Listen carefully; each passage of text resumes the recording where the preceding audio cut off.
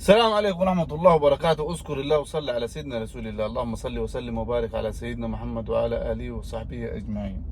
طبعا من امبارح، من بعد ما محمد صلاح طلع من مباراة مصر وغاني والأداء اتحسن بتاع المنتخب، زادت وتيرة بتاعت إنه هو صلاح آه، مم، صلاح في المنتخب غير صلاح ليفربول. أقول لك أنا يعني سبب نفور أو غضب الجمهور المصري من محمد صلاح، لانه من 2010 احنا وانتهاء الجيل الذهبي لمصر، ابو تريكه واحمد متعب وعمرو زكي ووائل جمعه واحمد فتحي وحسني عبد رب وهاني سعيد وزيدان وميدو والمجموعه، سيد معوض. من ساعتها بقى بعد 2010 2012 ظهر مين؟ محمد صلاح. نجم محمد صلاح. بقي المنتخب منتخب محمد صلاح من بعد ما كان المنتخب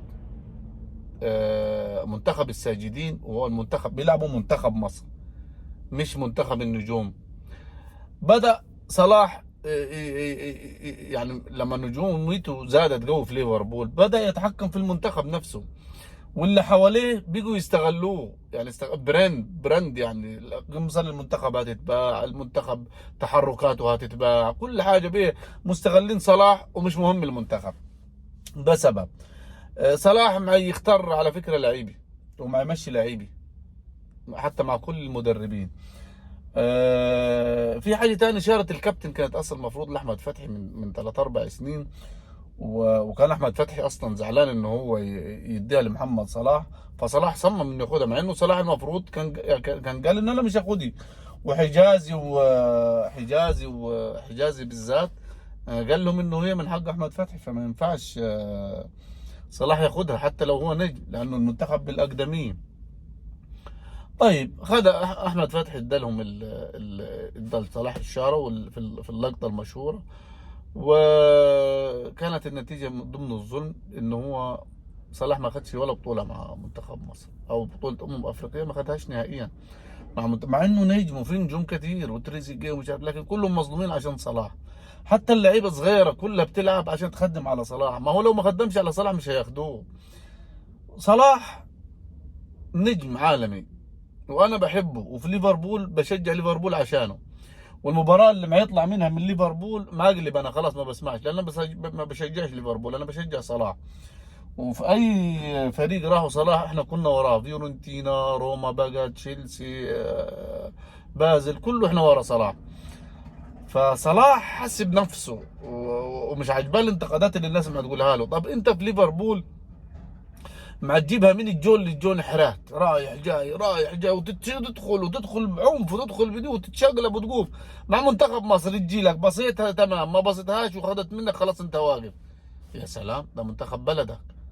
يعني احنا الناس نفسها مش شايفه الحميه بتاعتك اللي في ليفربول، مع انه ده منتخب بلدك يا عم الحاج.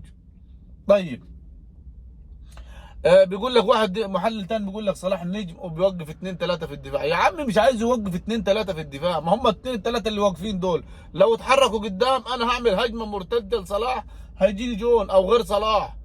فهو ما يقعدليش هو قدام لاسق قدامه وقاعد لي جنب ال3 اللي ماسكينه ولا 2 ماسكينه، ويا فرحتي انا ماسك لي ب2 3 دول.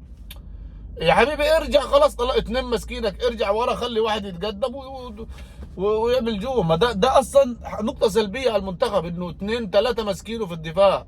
لا ده بالعكس، في بعض المدربين مع تدرب لاعبته على الضغط ان هو يتراجع، الفريق الثاني يهجم عليه هجمه مرتده يجي جون. فما قصه صلاح زيه زي نبيل كوكا، ده اللاعب اللي لسه ناشئ في المنتخب. المنتخب ما فيهوش نجوم، شوف منتخب المغرب كله نجوم وكلهم محترفين، لكن فريق حكيمي اغلى من صلاح على فكره، خلي بالك، واشهر من صلاح. اشرف حكيمي وحكيم زياش والمرابط نجوم ما شاء الله، وناحي ده اللي احنا زعلانين منه، لكن منتخب المغرب منتخب. لكن صلاح امبارح شفت لما طلع صلاح وطلع النني بقي فريق منتخب مصر. الحمية مش خطة مدرب ولا مدرب على فكره احنا عندنا بطاطس خالص، ما فيش مدرب. فدي الاسباب اللي خلت الجماهير غاضبه من صلاح، وانا من رايي انه الاصابه دي بتاعت صلاح لو طولت تبقى تمام يعني، وتبقى تدي فرصه للنجوم التاني مصطفى فتحي وحتى مصطفى محمد تعبان على فكره، لو كهرباء انا احسن منه يعني، ده موضوع فرعي لكن مش مشكله. بس السلام عليكم ورحمه الله وبركاته.